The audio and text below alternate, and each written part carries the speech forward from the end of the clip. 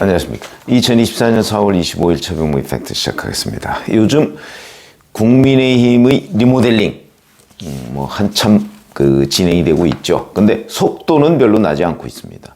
윤재호 원내대표가 비대위원장 맡기를 거절하고 차기 비대위원장을 지명하겠다 이렇게 얘기를 했는데, 그것도 벌써 며칠이 지났는데 되는지 안 되는지, 이런 가운데 친윤 핵심, 요즘에는 이제 거의 유일한 친윤이다 이렇게 얘기를 하는 이철기 의원, 총선 때 인재영입위원장을 했었죠. 강원도 동해태백 삼척 정선 3선이고요.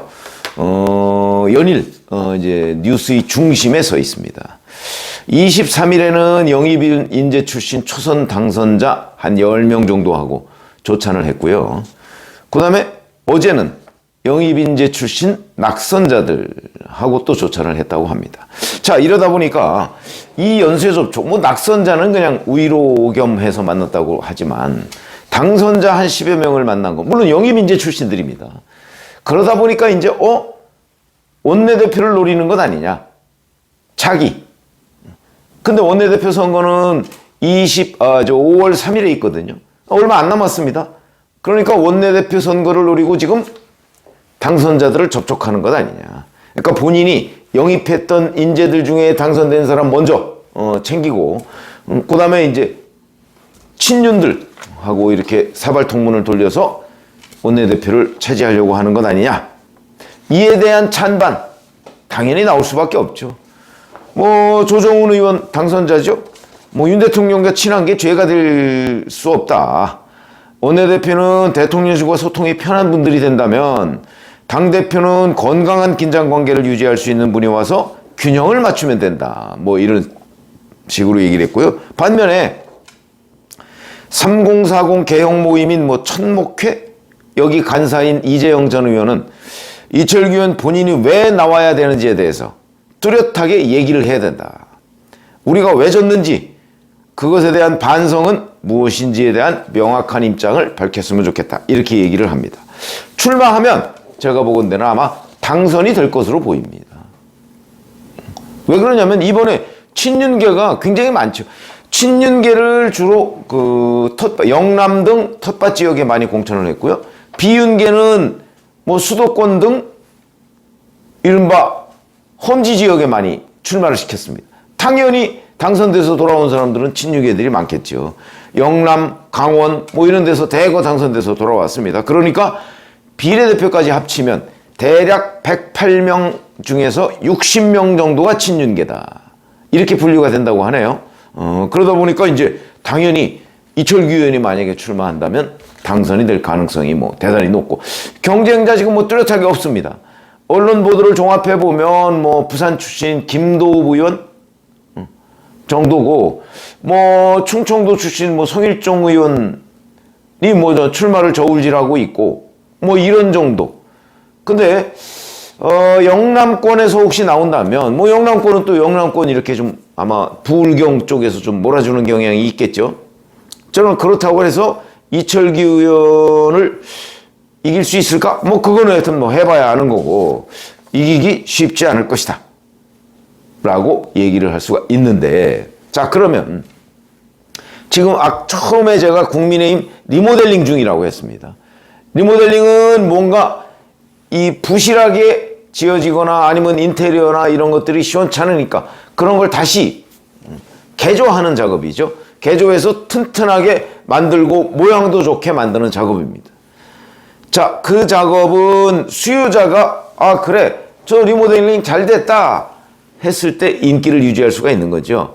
지금 국민의힘은 거의 붕괴 직전인데, 이 붕괴 직전의 사태는 누가 만들었던 거죠?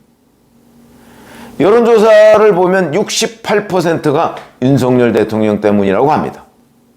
68%.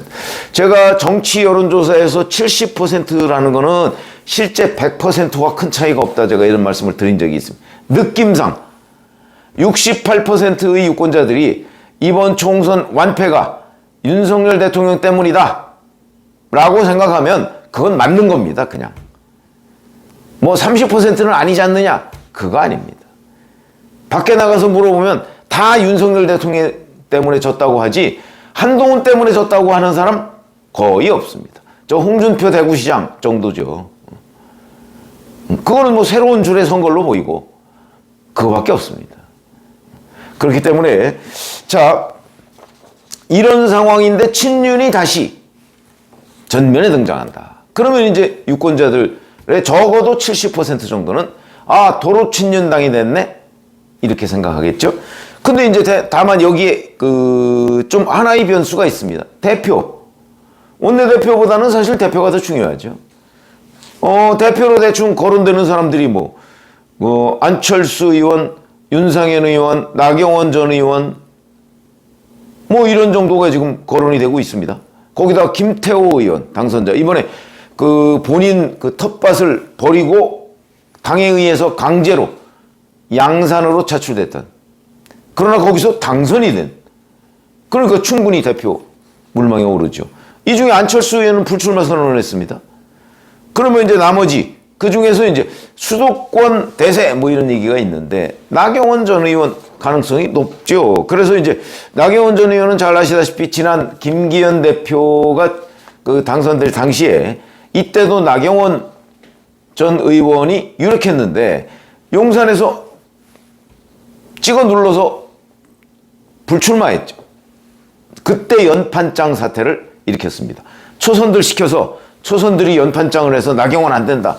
그리고 저 용산 대통령실에서는 저출산 부위원장 그거 박탈하고 이러면서 온갖 압박을 넣어서 나경원 전 의원이 출마하지 않았죠. 물론 본인이 거기에 굴복한 거죠. 아마 이런 것들이 이번 총선 결과에도 어느 정도는 영향을 미쳤을 겁니다. 용산의 개입. 자, 그런데 이런 나경원 전 의원이 최근 총선 직후에 바로 이철규 의원을 통해서 윤 대통령을 만났다 이렇게 알려져 있습니다. 이제 화해했다 이런 거죠. 이러면서 이제 나경원, 이철규 연대설. 지난번 김기현, 장제원 연대설, 김장연대. 이거와 마찬가지로 이번에는 나이연대. 이걸로 이제 친윤이 다시 당을 장악한다. 이런 시나리오로 보입니다. 나경원 전 의원은 유권자들의 상당수가 친윤이라고 보진 않죠. 그러나 이제 윤석열 대통령과의 관계가 개선된 것으로 보이고, 그렇게 되면 결국 김장연대의 연장선상에 있는 새로운 지도부가 들어서는 것 아니냐. 지금 이렇게 국민의힘 주변에서 파다하게 퍼져 있습니다. 자, 이러면 이제 유권자들은 윤석열 정부에 대한 심판, 이 분위기를 각계의 출마자들이 극복하지 못해서 결국은 총선에서 참패했는데, 이 당이 반성, 성찰한다면서 다시 친윤을 원내대표로 모시고, 또 친윤과 화해한 나경원 전 의원, 물론 비윤이라고는 하지만 그 사람을 대표로 모시고, 이런 것들이 유권자들한테 어떻게 비칠 것인가. 아마 언론에서는 금방 도로 친윤당 이렇게 얘기할 겁니다. 대표가 더 중요하죠. 근데 대표는 비윤입니다. 그런데도 왜 도로 친윤당이라는 표현을 언론에서 쓸 수밖에 없을까? 그거는 절반, 어찌 보면 그 절반 이상의 당권을 친윤이 가져간다. 이철규 때문에. 이런 얘기가 되는 거죠. 근데 이게 이제 도로 무슨 당 이런 거 아마 굉장히 많이 들어보셨을 겁니다. 이 도로 현상, 이건 정치권의 고질입니다. 그게 비단 이번에 국민의힘만 있는 게 아닙니다. 2012년 문재인 후보가 박근혜 후보한테 패배한 후에 새정치민주연합 우여곡절을 겪었습니다마는 도로 친문당이 됐다. 이렇게 평가를 받았고요. 2016년 박근혜 전 대통령 탄핵, 그 이후에도 새누리당 도로 친박당이 됐다. 이런 평가를 받았습니다.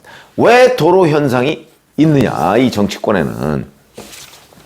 이걸 깨야 환골탈태를 하고, 그 환골탈태 부분에 대해서 유권자들로부터 평가를 받아서 제기를 할 텐데, 이상하게 한국 정치에는 도로 땡땡당 이런 현상이 있다. 이건 뭐냐면 익숙함과 결별하기가 쉽지가 않은 겁니다.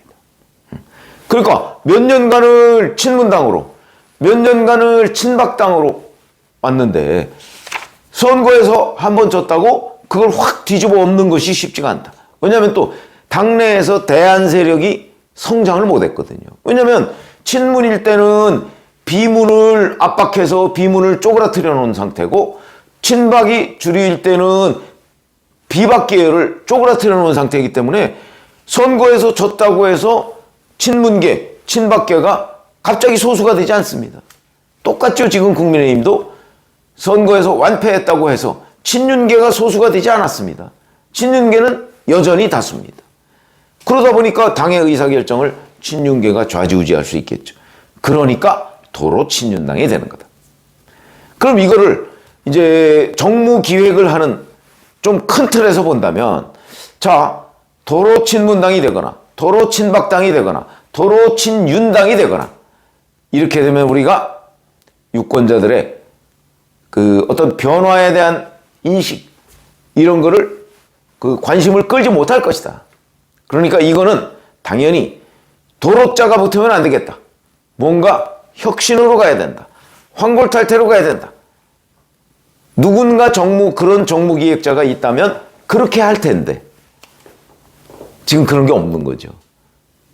그러니까 선거에서 참패해놓고, 자기 때문에 참패해놓고 윤석열 대통령이 다시 당을 장악하려고 하는 것 아닌가. 이렇게 되면 이제 도로 친문당, 도로 친박당의 결과가 어땠죠? 참담했죠. 도로 친윤당이 되면 그 결과도 참담할 가능성이 대단히 높다. 이렇게 보는 게 이제 맞는 겁니다. 그게 과거의 경험상. 한국 정치가 그런 식으로 들어왔죠. 그런 점에서 본다면, 다만 이제 이번에는 뭐 비윤계인 나경원 전 의원이 만약에 대표가 된다면 절반 정도의 성찰, 이건 있었다는 평가를 받겠죠? 그렇게 되면 과거 도로 친문당이나 도로 친박당하고는 조금은 성격이 다르다. 그래서 절반의 성찰은 있는 것 아니냐. 아마 이렇게 평가를 받을 겁니다. 그렇게 되면 결국 그 효과, 그 리모델링의 효과도 절반 정도에 그칠 것이다.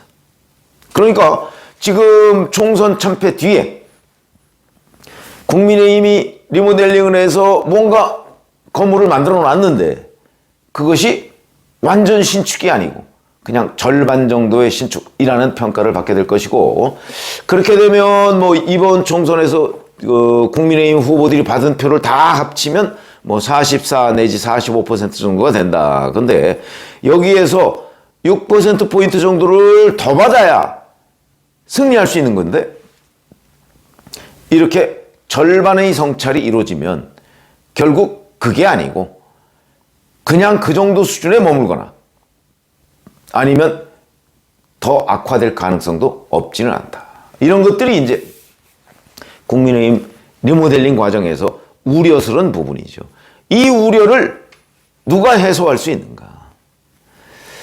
이제 대표가 만약에 나경원 전 의원이 된다면, 나경원 전 의원이 대표가 돼서 이 용산과의 거리를 어떻게 할 것인가?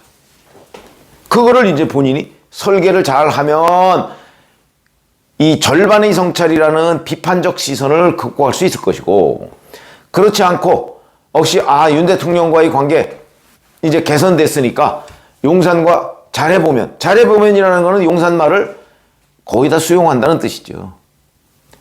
그렇게 되면 이제 국민들한테 절반 정도 성찰을 했다는 점도 이제 다 날아가게 될 가능성이 있다. 왜? 윤석열 대통령이 그다지 큰 변화를 보일 가능성은 없기 때문에. 만약에 윤 대통령이 많은 변화를 보인다. 그랬을 경우에는 지금 이런 논의가 무의미해지죠. 그러면 뭐 당의 친윤이 되느냐, 도로 친윤당이 되느냐, 이런 거 별로 중요하지 않습니다. 왜냐하면 윤석열 대통령 본인이 변했으니까. 근데 지금 그런 기류가 약간 있어 보이는데 이게 이제 지속이 될 것이냐는 부분에 관해서는 정치권 주변에서는 지속되지 않을 것이다 라는 그 평가가 많고요. 저도 그렇게 봅니다. 그거는 이제 함께 우리가 관찰해 봐야 될 그 부분이지만, 어찌됐든 간에 최근의 여러 가지 움직임을 보면 이 도로 친윤당이 될 가능성 이게 꽤 높아지고 그렇기 때문에 유권자들로부터 뭔가 변화의 느낌을 아마 받아내기가 쉽지가 않을 것 같다는 차원에서 아마 국민의힘 지지층이 우려할 대목이 아닌가 뭐 이런 생각이 듭니다. 고맙습니다.